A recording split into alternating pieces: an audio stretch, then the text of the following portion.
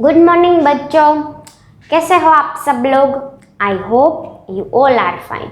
My name is Kripali Sisangya and welcome to in Saraswati group of institute. बच्चों, आज मैं आपको क्या करवाने वाली हूँ।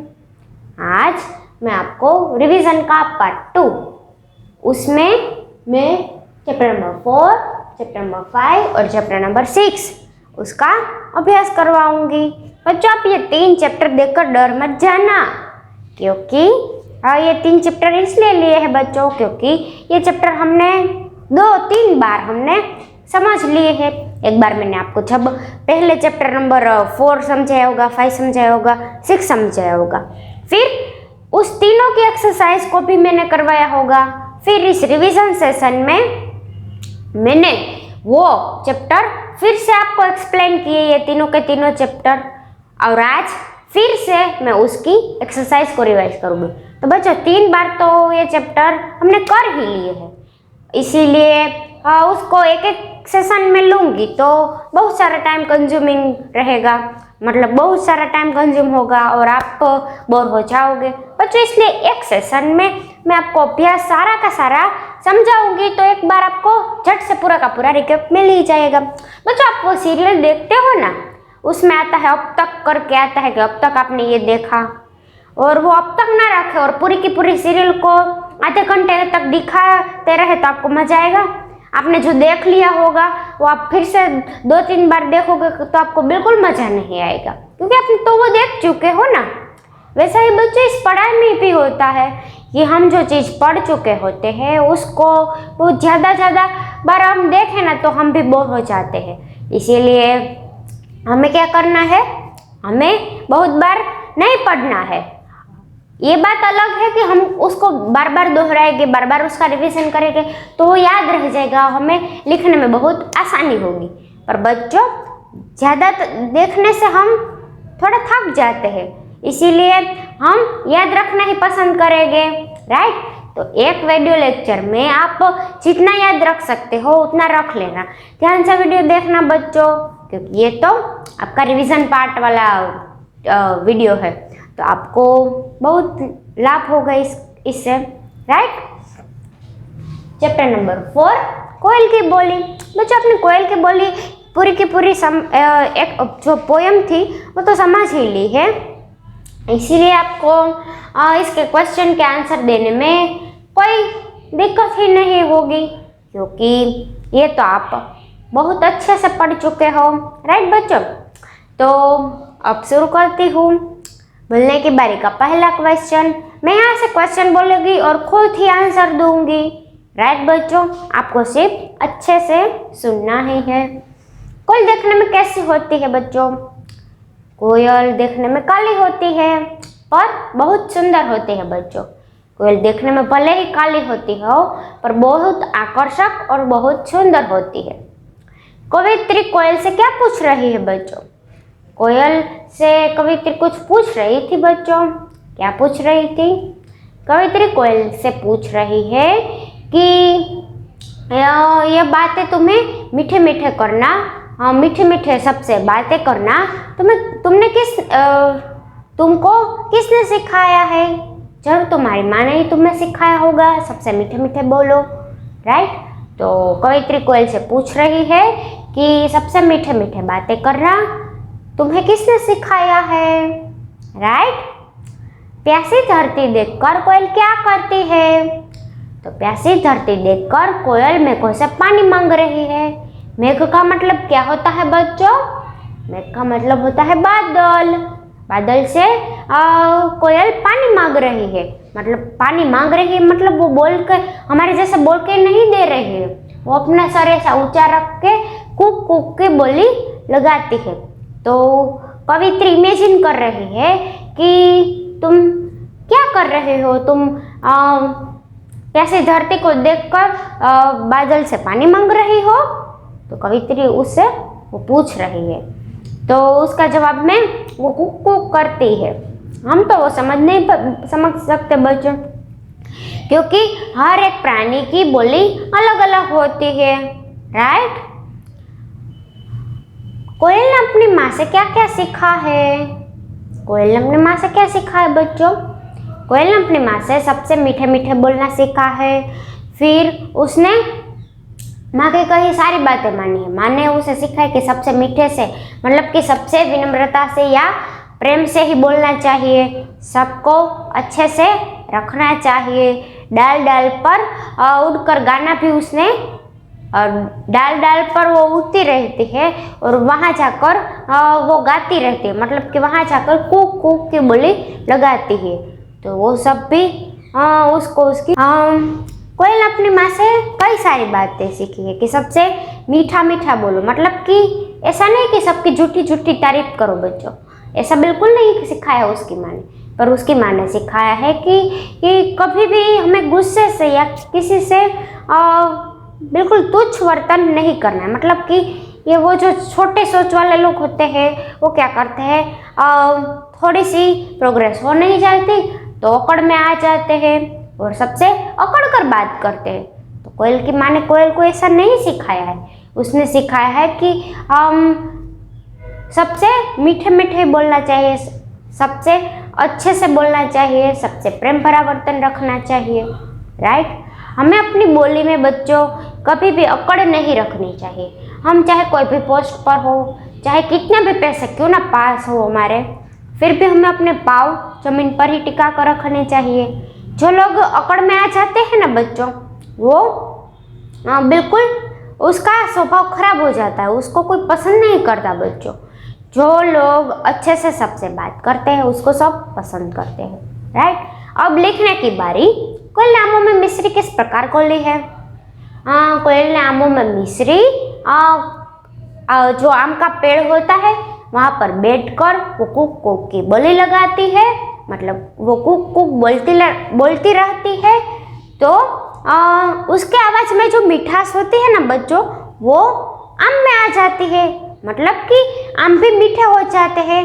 आम तो मीठे ही होते हैं बच्चों, पर हमें ये इमेजिन करना है, मतलब कि हमें ये कल्पना करनी है कि जो आम के पेड़ पर जो आम होते हैं वो मीठे इसलिए हो जाते हैं कि वहाँ पर बैठकर कोयल कुक कुक बोलती रहती है। तो उसके आवाज़ में जो मिठास है वो उस आम में आ जाती है। तो उस प्रकार वो मिश्री आमों में घोल देती है। कोयल की बोली कैसी होती है? कोयल की बोली बहुत मधुर, मतलब कि बहुत मीठी होती है। कोयल को चिड़ियों की रानी क्यों कहा गया है बच्चों? रानी बनना कोई आसान काम तो है नहीं। रानी बनने के लिए हमें कितने सेक्रीफाइस करने पड़ते हैं। तो यहाँ पे चिड़ियों की रानी कोयल को क्यों कहा गया है? क्योंकि कोयल ने अपनी माँ की सारी बातें मानी है, मतलब कि उसकी माँ ने उसे जो जो सीख दी है वो सारी की सारी उसने मान ली है। वो बहुत भली है। कोयल है वो बहुत भली है और नेक भी है, इसलिए कोयल को चिड़ियों की रानी कहा गया है। यहाँ पे बोलने की बारी और लिखने की बारी के क्वेश्चन आंसर कंप्लीट हो जाते हैं। फिर विशेषण और विशेष्य के जोड़े बनाइए, मतलब कि सही मिलान कीजिए में भी वो आ सकता है और किसी दूसरे क्वेश्चन में भी आ सकता है। तो आपको वो रीड करना पड़ेगा कि काली, तो कोयल काली है वो विशेषण हुआ, और विशेष्य मतलब के नाम, कोयल थी एक नाम थी ने बाळको, तो काली એ વિશેષણ અને કોયલ એ વિશેષ્ય। મીઠી તો વિશેષણ અને વિશેષ્યમાં બોલી। વિશેષણમાં પ્યાસી અને નામમાં આવશે ધરતી। ભલી तो माँ। फिर बच्चों आता है चैप्टर नंबर 5 में क्या आएगा बच्चों मैं यहाँ पे एक्सरसाइज में वो ही करवाऊंगी जो आपको एग्जाम में इम्पोर्टेंट होगा। बाकी की एक्सरसाइज तो मैंने लाइन टू लाइन आपको पहले करा ही दी है जब मैंने ये चैप्टर एक्सप्लेन किया था। और बच्चों हमारे पेपर स्टाइल के मुताबिक हम जो जो एग्जाम में पूछने वाले हैं हमें पहले उसको ही कंप्लीट करना है, फिर हम आगे सीख सके उसके लिए सारा का सारा करना है। चैप्टर नंबर 5 है अनमोल खजाना। अनमोल खजानाમાં તમે एक वार्ता ભણેલા હતા विक्रमवाड़ी, राइट। तो इना क्वेश्चन आंसर है। विक्रम कौन था, वह कहाँ रहता था? विक्रम एक नौजवान था और वो एक गांव में रहता था। किसान ने विक्रम को क्या सलाह दी? किसान ने विक्रम को एक सलाह दी कि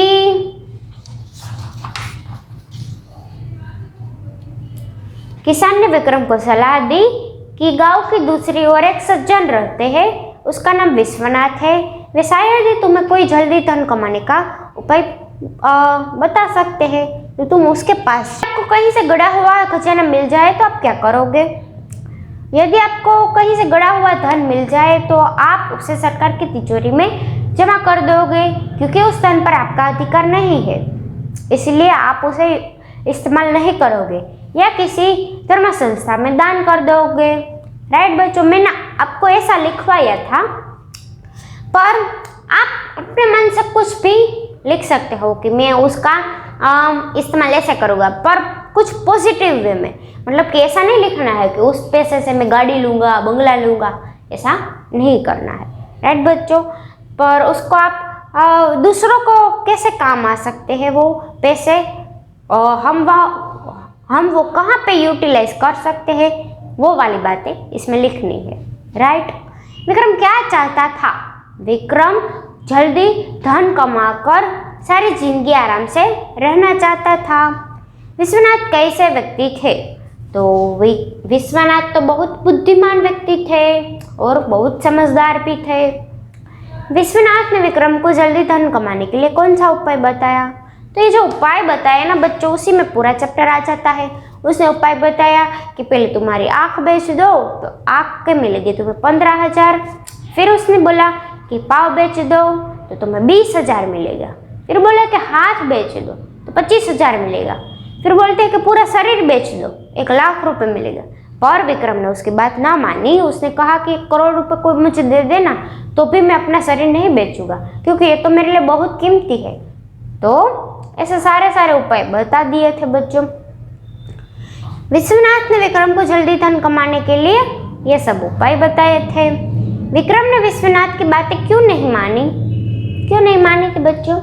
क्योंकि उसका शरीर उसके लिए बहुत कीमती था, उसका अनमोल खजाना था, तो वो भला वो कैसे दे देता? राइट, तो इसलिए विक्रम ने विश्वनाथ की बातें नहीं मानी। फिर सही विधान चुनकर उसके सामने राइट के निशान लगाने हैं। खेतों के बीच से गुजरते समय विक्रम की भेंट हुई। किसके साथ भेंट हुई? तो अन्न पकाने वाले एक किसान से उसकी भेंट होती है। राइट बच्चों, सीधा वो विश्वनाथ से नहीं मिल जाता, पहले वो उस अन्न पकाने वाले किसान से मिलता है। वो किसान उसे उस विश्वनाथ के पास जाने की सीख देता है, मतलब कि बताता है कि तुम विश्वनाथ के पास जाओ, उसके पास शायद कोई उपाय होगा ही। इसलिए वो बात उसे किसान बोलता है। हाथ बेचने के बाद विक्रम ने क्या कहा? क्या कहा? हाथ से हम क्या करते? काम करते हैं ना। तो बोला कि मैं काम कैसे करूंगा? अमूल्य उपहार का अर्थ क्या है बच्चों? कि आता है भाषा संसार, उसमें क्या होता है बच्चों? हम उसमें ग्रामर सीखते हैं। वचन बदलना है पहला क्वेश्चन, कि एक वचन आपे होय ने बहुवचन करवानुं छे। तो पुस्तक तो पुस्तके, आँख तो आँखें, बात तो बातें, और सड़क तो सड़के। राइट, एक वस्तु होय तो सामे जाजी बधी वस्तु होय तो આપણે એને હિન્દીમાં કહેવાનું છે કે एक वचन तो बहुवचन, पुस्तक तो पुस्तके, सड़क तो सड़के, आँख तो आँखें। एक आँख, किसी के पास एक ही आँख होती है तो किसी के पास 2 आँख होती है। तो हम ऐसा नहीं बोलते कि तुम्हारी आँख अच्छी है, एम नहीं આપણે बोलिए कि तुम्हारी आँखें बहुत अच्छी है। પછી આપણે એમ कही कि मुझे फर्स्ट स्टैंडर्ड की पुस्तक दो, ऐसे बोलेंगे हम। किसी बुक्स वाले के पास जाएंगे तो हमेशा ही बोलेंगे ना कि हमें फर्स्ट स्टैंडर्ड की सारी पुस्तकें दो, मतलब कि जाजी बधी આપણે લેવાની છે ને। એક લેવી તો એમ કહે કે એક પુસ્તક આપો, 2 લેવી હોય તો એમ કહે કે જાજી બધી પુસ્તકો આપો। राइट, अब लिंग बदलिए बच्चों। लिंग बदलने में क्या होगा कि लड़का होता है तो सामने उसके सामने लड़की, मतलब कि एक फीमेल जेंडर होता है तो एक मेल जेंडर होता है। राइट बच्चों, तो युवक तो युवती, हंस तो हंसनी, आदमी तो औरत, भाई तो बहन। पर्यायवाची शब्द सुनकर लिखिए, मतलब कि बॉक्स लिया गया है उसमें से सारे के सारे आंसर दिए ही गए हैं पर उल्टे सीधे हैं, हमें उसको सही से लिखना है, जिसके सामने जो आता है वो लिखना है। धन तो संपत्ति, नयन तो लोचन, दिन तो दिवस, शरीर तो काया, समय तो काल, कान तो कर्ण, प्रणाम तो नमस्कार और उपहार तो भेंट। राइट बच्चों, तो ये था हमारा चैप्टर नंबर 5। अब आते हैं हम चैप्टर नंबर 6 में। उसमें क्या था बच्चों? गुरु दक्षिणा। वो गुरु विजयानंद और उसके शिष्य दयानंद की पूरी स्टोरी दी गई है। मैंने एक बार एक्सप्लेन कर दी थी ना बच्चों आपको, उसके क्वेश्चन आंसर है यहाँ पर कि गुरु दक्षिणा कब दी जाती है। कब दी जाती है बच्चों? हाँ, जब हम शिक्षा प्राप्त कर लेते हैं तब हम गुरु दक्षिणा देते हैं। तो उसका आंसर आएगा कि शिक्षा प्राप्त करने के बाद गुरु दक्षिणा दी जाती है। गुरु दक्षिणा का अर्थ क्या है बच्चों? कि गुरु को दी जाने वाली फीस को गुरु दक्षिणा कहते हैं। बच्चों पहले मैं आपको एमसीक्यू बता दूं ना, ताकि आपको क्वेश्चन आंसर अच्छे से समझ में आ जाएंगे। स्वामी दयानंद ने किस संस्था की स्थापना की थी? सबको पता ही है, आर्य समाज की। अब मैं आपको बोलने की बारी और लिखने की बारी के क्वेश्चन आंसर कह देती हूँ। स्वामी विरजानंद कौन थे? स्वामी विरजानंद वेदों तथा व्याकरण के महान ज्ञानी थे। दयानंद उसके पास क्यों गए? दयानंद उसके पास शिक्षा प्राप्त करने गए थे। वो अज्ञान के अंधकार से निकल कर ज्ञान की रोशनी को पाना चाहते थे, मतलब कि वो ज्ञान की रोशनी को अपने अंदर ले लेना चाहते थे। ज्ञान प्राप्त करने के बाद गुरु को गुरु दक्षिणा में क्या देना चाहोगे बच्चों? क्या देना चाहोगे वो आप डिसाइड कर लेना। कि मैंने क्वेश्चन का आंसर तो लिखा ही है, पर सच्ची गुरु दक्षिणा तो यही है कि गुरु ने जो सीख दी है आपको, वो अपने मन में उतारना है और सारे संसार में उसका फैलाव करना है। यही बात यहाँ पे कही गई थी। फिर आता है पाठ पढ़कर लिखिए कि स्वामी विरजानंद में अवगुण कौन सा था? कौन सा अवगुण था बच्चों? कि उसे बहुत जल्दी से गुस्सा आ जाता था। राइट। विरजानंद ने गुरु दक्षिणा में दयानंद से क्या मांगा? उसने गुरु दक्षिणा में मांगा कि तुम्हें मुझे यह वादा करना है कि तुमने जो ज्ञान मुझसे प्राप्त किया है वो सारे संसार में फैलाओ। तुम्हें प्रेम, भाईचारे और सत्यता की बात को सारे संसार में फैलाना है, मतलब कि तुम्हारे अंदर जो सच्चाई है वो तुम दूसरों में भी लानी है।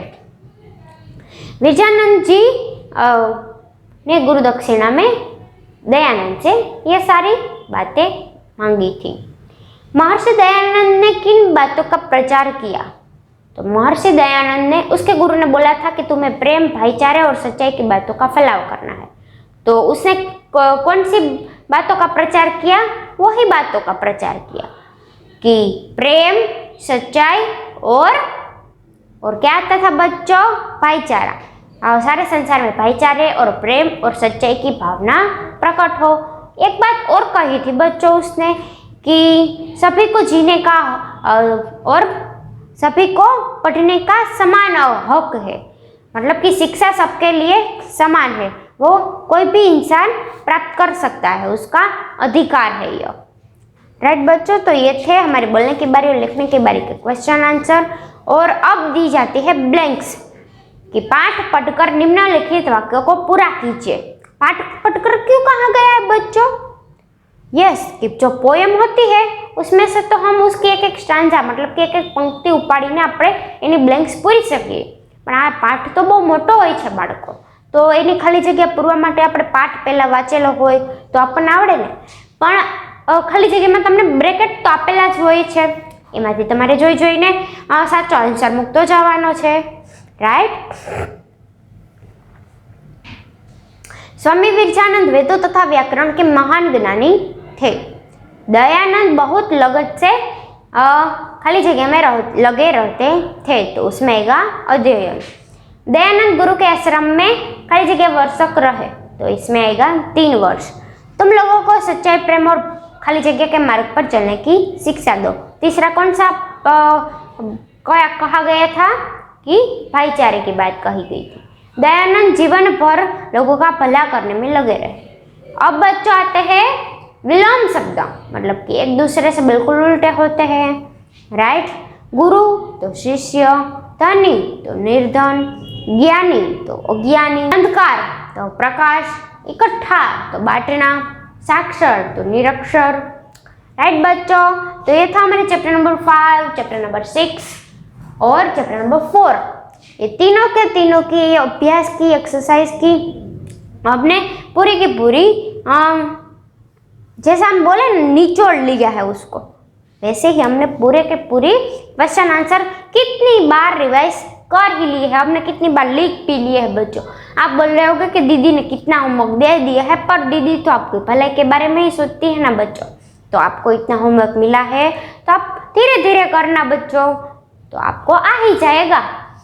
ये क्वेश्चन आंसर आप सेम के एंड तक नहीं भूलोगे, मतलब कि जो सेकंड सेम आएगा, हमारी जो फाइनल एग्जाम आएगी, उसमें तो पूरी बुक की टेस्ट ली जाएगी ना, तब आपको ये क्वेश्चन एक बार पढ़ लोगे ना, तो अब आपको वो ज़्यादा पढ़ना नहीं पड़ेगा। एक बार उसको सिर्फ आप ऐसे आपकी दृष्टि उस पर फेरोगे तो वैसे ही आपको याद रह जाएगा बच्चों, राइट। तब तक के लिए आप बाय बाय।